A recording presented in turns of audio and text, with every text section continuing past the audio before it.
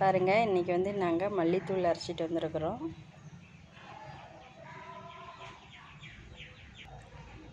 இது மிளகாய்த்தூள்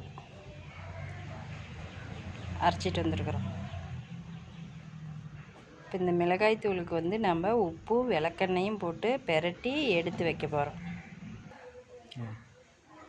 பாருங்கள், மிளகாய்த்தூள் கொஞ்சம் தடத்தில் போட்டிருக்கிறேன். இதுக்கு வந்து தூள் உப்பு கொஞ்சமாக, அந்த மிளகாய்த்தூளுக்கு மட்டும் கொஞ்சம் கொஞ்சமாக எடுத்து கொட்டி கலந்துக்கலாம்.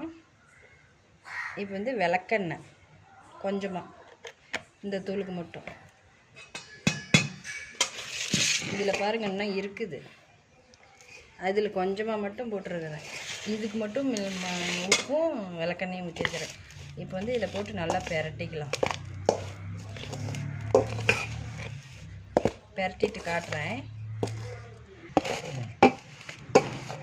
உப்பும் விளக்கெண்ணையும் ஊற்றி இந்த மாதிரி நல்லா இப்படி அமுத்தி விடுங்க.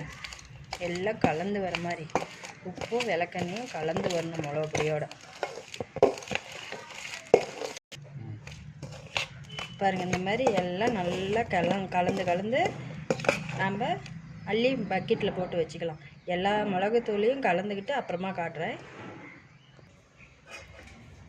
பாருங்கள், இந்த மாதிரி மிளகாய்த்தூள் எல்லாத்தையும் உப்பும் விளக்கெண்ணையும் சேர்த்து கலந்து இந்த மாதிரி பிளாஸ்டிக் பக்கெட்டில் போட்டு நல்லா இப்படி அமுத்தி விட்டு வச்சிடணும். இப்படி அமுத்தி விட்டு வச்சிட்டோமா ஒரு வருஷமே ஆனாலும் எதுவுமே கெட்டு போகாது, பூச்சி பிடிக்கிறதோ எதுவுமே ஆகாது. சில்வர் பாக்ஸில் போட்டு வைக்கலாம்னு நினைக்காதீங்க, ஏன்னா இதில் உப்பு போட்டுக்கிறதுனால சில்வர் வந்து அரிச்சிடும்.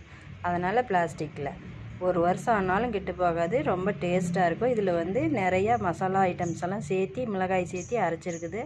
இது வந்து எல்லா குழம்புக்கும் இந்த மிளகாய்த்தூள் தான் நாங்கள் யூஸ் பண்ணுவோம். பொரியல், சாம்பார், கறி குழம்பு எல்லாத்துக்கும் இந்த மிளகாய்த்தூள் தான் நாங்கள் யூஸ் பண்ணுவோம். டேஸ்ட் அவ்வளோ நல்லாயிருக்கும். அப்புறம் என்னோடய வீடியோ பார்த்ததுக்கு நன்றி.